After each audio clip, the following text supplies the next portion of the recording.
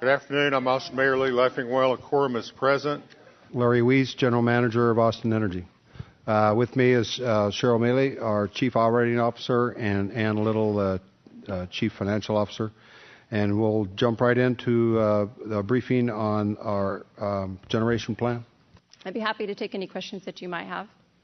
But it seems to me like the ramp down scenario is very uncertain, to say the very least, since we don't really manage that plant and we own only a small part of it. So the sale part, to me, sounds like it might be a little more certain. At least we know what the factors are, that LCRA has a right of first refusal, and then we could possibly sell it to somebody else.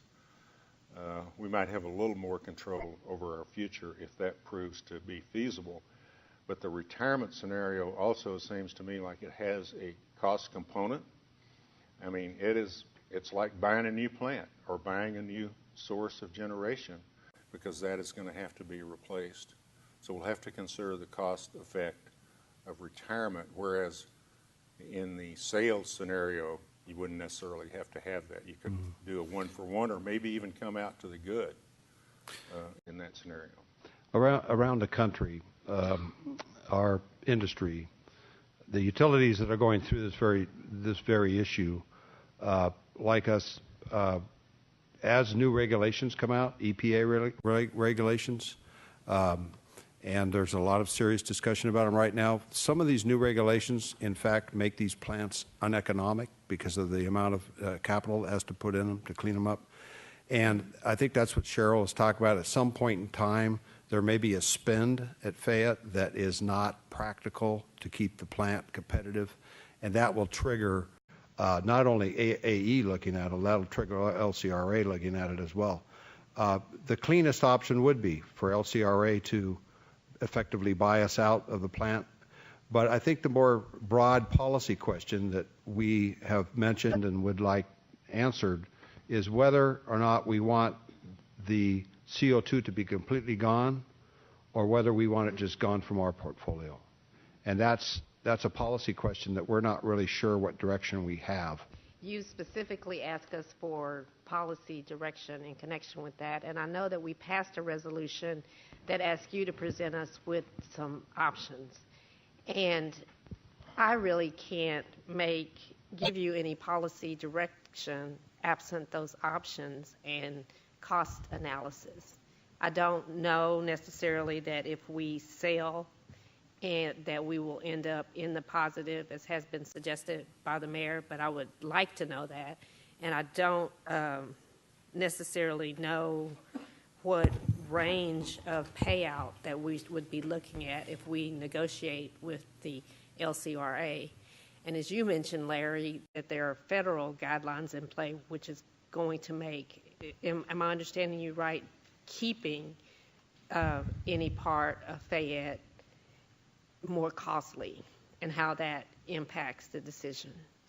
So am I understanding that correctly? Right. In effect, as there's a new devices created to add onto the facility to clean air even further, those have a large capital cost, as we did when we put the scrubbers in. And at some point in time, those capital expenditures make the project uneconomic. And there are several utilities around the country that have already gotten to that point where they said it's not cost effective to make that capital investment, therefore we will shut down the plant and we will convert the resource, that site, to a natural gas fired facility in many cases. So I guess I would like to see those options presented in terms of cost, of the capital cost, if we actually negotiate with LCRA, or if we retire our interest in all the implications. It's just hard to give you that direction absent that. So I want you to know that I would love to, but I don't think I have the information to try to make a decision on that. I might have not been too clear, but the general policy direction we're curious about is whether or not we want the project's emissions to be gone from the atmosphere of the Earth, or do we want to just have it out of our portfolio? Those are two different paths. If we go to LCRA and ask them to fly us out, which we have, and we have had no response, then that's one approach. But the plant still is there and it'll still operate. Then the other approach is we close down our piece and it never operates again. That's a different path. Just quickly, I really would like to see both paths analyzed financially. I mean, you said you needed to know a path first before you give the numbers. I think we need to know the numbers on both paths. All right, we'll analyze both paths. All right. I think that's Councilmember Martinez. I really appreciate the last point that you made, Mayor, because for me, it's been very clear the policy direction that we've been given, and that is give us all the options. The number one option for me is climate protection. So that means eliminating CO2, period. Not just from our portfolio, not just from our local area. It's climate protection. So that, to me, has always been a clear policy direction since 2007 when we adopted the Climate Protection Plan. So, like the mayor, I agree. This is extremely difficult and delicate negotiations. But we have to start somewhere, and we have to get to the table and start having these tough conversations and negotiations, and we have to cost it out. Eliminating it from the environment completely, there's a cost, and we may not be able to stomach that cost. Eliminating it from our portfolio is a cost, and that may be more palatable to us.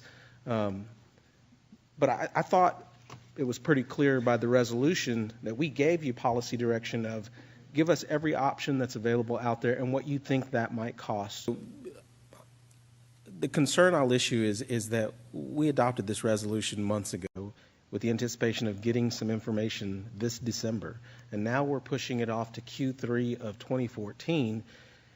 And even once those options are presented, we know it's going to take a year, maybe 2 years of negotiations with LCRA just to get it accomplished. We're just pushing this farther and farther down.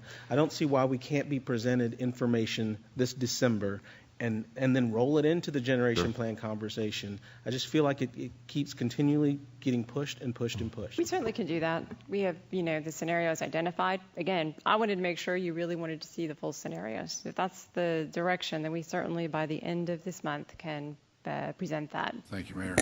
I think we've dispatched the Fayette issue, but I just want to weigh in that at some point by the end of December, when we do get a list of options, I will not be favoring any option that involves our selling the plant to somebody who could actually ramp it back up again and produce more greenhouse gases. I think we may be a difference of opinion among thank you. There may be a difference of opinion among the folks on this council, and we'll probably end up having to take a vote at some point, probably when we get to the generation plan in the third quarter of next year. But it seems to me that our responsibility at this point is to maintain our greenhouse gas total portfolio, whether it's under our control or whether we sell that off to somebody else at below the current level. And selling it off and washing our hands of it doesn't actually accomplish that objective at all. But I may differ from the majority of the council on this, and we'll all have a chance to formally weigh in on the subject, which I think is a good reason for you to produce all the options available so that we can all chew over what those costs are going to be. On slide 3, as Mayor Pro Tem Cole mentioned, you've added 800 megawatts of gas production. Have there been any other changes in the generation plan? Are you recommending any other changes from the generation plan other than that 800 megawatts?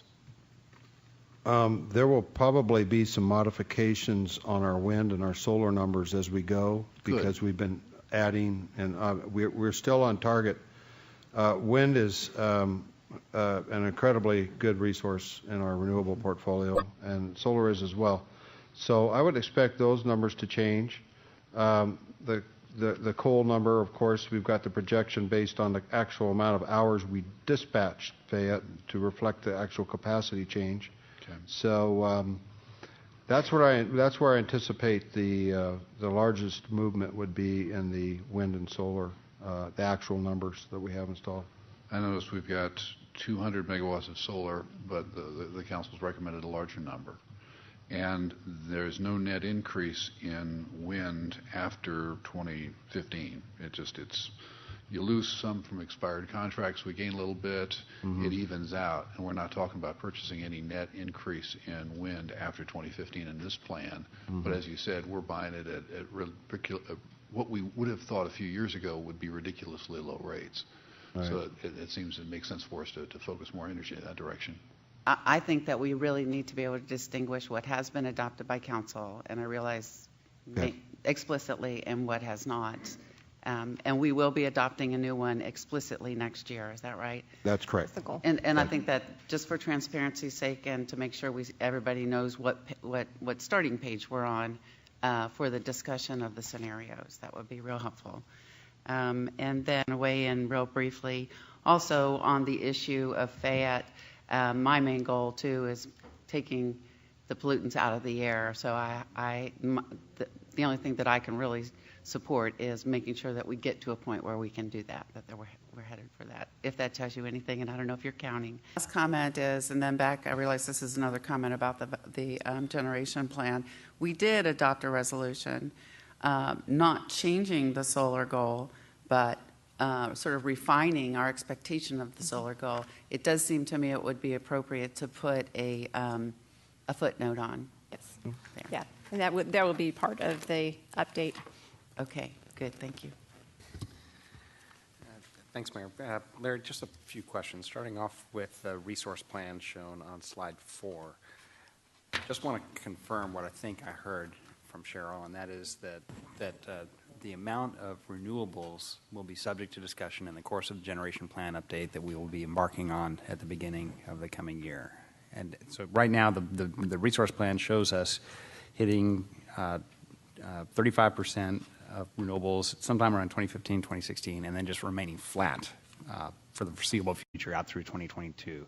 And you're not here to say that we're locked into that plan from Austin Energy's perspective. You understand that will be subject to discussion, and you fully expect that there will likely be great interest in seeing what we can do to increase our renewables beyond that goal that we previously set.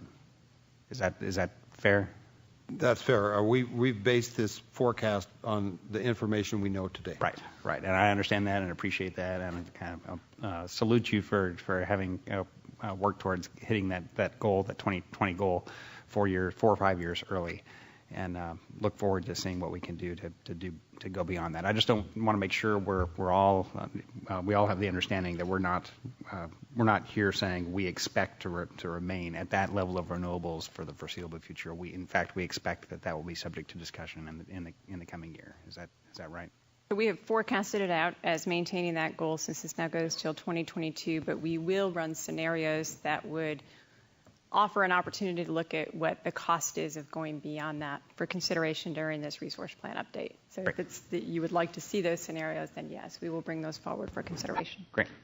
And then over on slide 15, where we have demand versus committed resource capacity, I noticed that energy efficiency is not listed as one of the ways that we can meet demand, but it's simply reflected in a footnote at the bottom saying that the demand is net of energy efficiency and conservation program impacts. Mm-hmm. And so I just want to get some understanding of what assumptions are going into that. What are we making any particular assumptions with regard to our level of investment in energy efficiency programs and the amount of savings that we expect from those investments? Yes. We have the 800 megawatts of coincidental peak reduction that would happen due to our energy efficiency programs, and that is in the plan. And it seems like since that is an investment that we are making that has an impact on this chart, it seems like there might be it might be helpful to figure out a way to convey that on the chart so we understand that is one way of meeting our future needs, given that the cheapest form of meeting our needs is by avoiding the need for that energy in the first place through energy efficiency, and that way of addressing the need is not really effectively conveyed in this chart. And if there's another chart I should be looking at, I'd appreciate that. But I just want us to keep energy efficiency on the front burner as one way of meeting future needs, and this chart doesn't do a very good job of that. It's baked into the load forecast and continued out through the period. So I think you're saying how do we extract and show the value of it? So the reduction is built into the load forecast, right? And then we continue it out at the same rate as equivalent to the 800 megawatt goal. But that's something that certainly could be stretched and analyzed as well during the study period. that reflects a decision about the amount of investment that we are making in energy efficiency, and that there could be different judgments about the amount of investment we make, and that would have different ramifications in terms of the savings that we would achieve. That is, energy efficiency should be seen as one way that we can meet future needs, just as all of these other options are. Right. So showing what it would have been and could have been, and what the cost of that improvement has been, and that's some good information that we'll make sure is available at stakeholder meetings. I think Ann can do that. And the level of investment that we expect to see going forward. We can. That's a good point. We can certainly change the graphics to reflect that. And that, in fact, is the way we do that forecast. We net that. It's like negative energy sales or load, if you will. It affects our forecast, so it is definitely in our forecast. And so, but we can put it on a graph like this too. That would be helpful. You bet. Thanks. On the proposed timeline, the very first step is targeted briefings and stakeholder input meetings, and I just want to make sure we're on the same page. And in the next slide, you mentioned that you expect that the shareholders can expect Austin Energy to provide the scenarios that Austin Energy proposes to study. And I think what you're saying is that would be in that first round of targeted briefings and stakeholder input meetings that you will present a draft scenarios for feedback so that we can discuss that. We'll provide what the scenarios that we think are relevant to be studied, and certainly be looking, are there some that we haven't thought of? Again, we know that we're going to get people that are going to ask, could you ever do everything with renewables? So that will probably be already one of our scenarios to study. But there may be some other combinations or other things that people are interested in, and we want to get that input. But we will share everything that we already have on our list. Great. And that is in first quarter of 2014, so just at the beginning of the year. And that brings me to my last point, which is about Fayette. I want to join in my colleagues' comments about interest in seeing information about options in regard to Fayette sooner rather than later.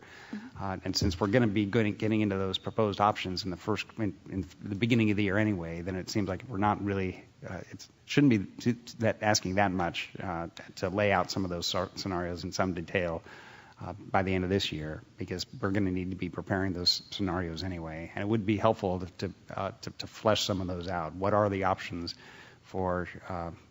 Do we have any more information about the role, about how ERCOT or LCRA would view our ramp down of Fayette? Are there any realistic scenarios for conversion to natural gas at Fayette? Are there any? We've asked for the whole range of options, and I hope we can see those by the end of the year. I think that would be very helpful. And I'll just join in the comments of Councilmembers Spelman and Morrison in saying that my preference, my strong preference, would be to figure out how we can ramp down Fayette, the carbon emissions from Fayette completely, as opposed to just selling it off to someone else who would ramp it back up.